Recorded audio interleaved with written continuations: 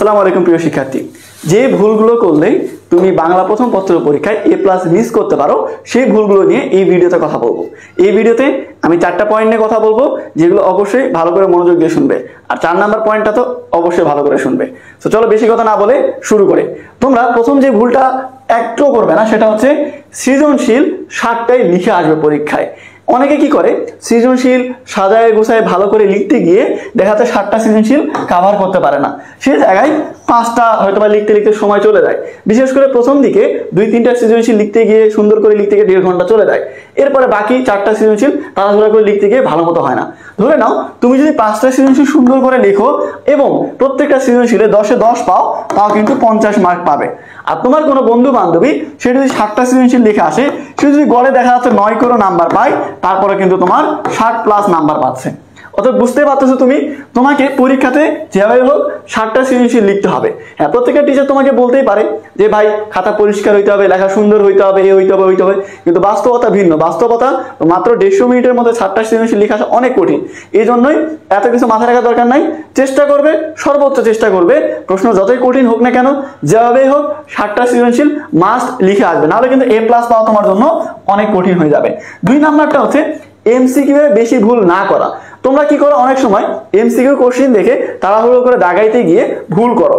ফ্রেন্ডদের থেকে যাকে চিনো না জানো না, পরীক্ষার হলে তোমার আশেপাশে যারা বসবে সবাই তো তোমার ফ্রেন্ড না, সবাই তোমার থেকে ভালো স্টুডেন্ট না, তো তাদের থেকে শিখে নিতে গিয়ে অনেক সময় তুমি ইজি জিনিসগুলো ভুল করো।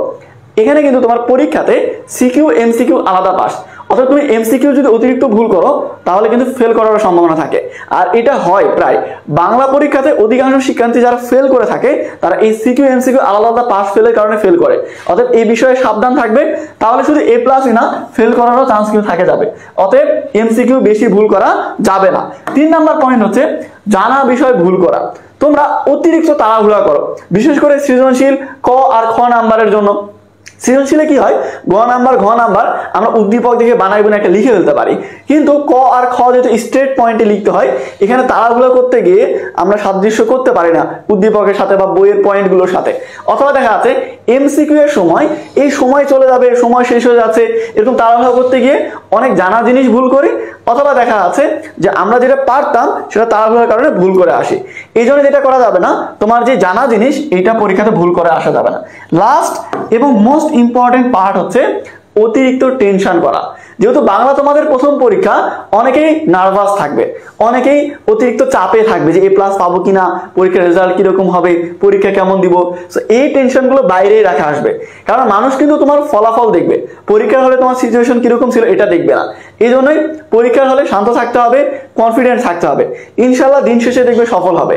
আরেকটা বিষয়, তোমরা যারা বাংলা নিয়ে প্রবলেমে আসো, আগামীকাল রাত 7:15-তে আমাদের একটা রিভিশন ক্লাস হবে, যে ফাইনাল রিভিশন ক্লাসে তোমাদের এমন কিছু টপিক পড়ানো হবে, এমন কিছু CQ MCQ পড়ানো হবে, যেগুলো থেকে ইনশাল্লাহ আগামী 26 তারিখ পরীক্ষাতে তোমরা শিওর কমন পাবে। সো ভিডিওটা ভালো লাগলে অবশ্যই শেয়ার করো, এমডি মনিয়ামের পেজটা ফলো করে রাখো পরবর্তী ক্লাসের জন্য।